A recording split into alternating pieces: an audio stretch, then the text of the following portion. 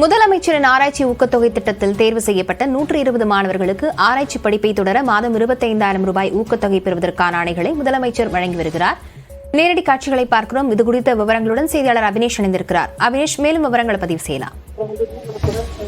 லாவண்யா, தமிழ்நாடு முதலமைச்சர் மு.க.ஸ்டாலின் தலைமைச் செயலகத்தில் உயர்கல்வித்துறை சார்பில் தமிழ்நாட்டில் உயர்கல்வி பயிலும் மாணவ மாணவியருக்கு ஆராய்ச்சி திறனை மேம்படுத்தவும் புதிய கண்டுபிடிப்புகளை ஊக்கப்படுத்தவும் முதலமைச்சரின் ஆராய்ச்சி ஊக்கத்தொகை திட்டத்தில் தேர்வு செய்யப்பட்ட 120 மாணவ மாணவியருக்கு ஆராய்ச்சி படிப்பை தொடர மாதம் 25,000 ரூபாய் வழங்கக்கூடிய ஊக்கத்தொகை பெறுவதற்கான ஆணைகளை அடையாளமாக அமைச்சர் மு.க.ஸ்டாலின் வழங்கி வருகிறார். இந்த நிகழ்ச்சியில தலைமைச் செயலாளர் முருகானந்தம், அதே போல உயர்கல்வித்துறை அமைச்சர் பொன்முடி உள்ளிட்ட அதிகாரிகளும் இதுல கலந்து கொண்டிருக்கிறாங்க.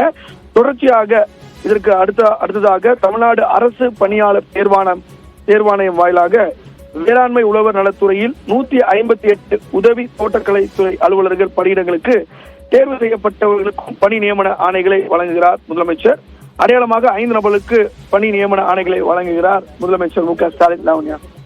விவரங்களுக்கு நன்றி அபினேஷ்.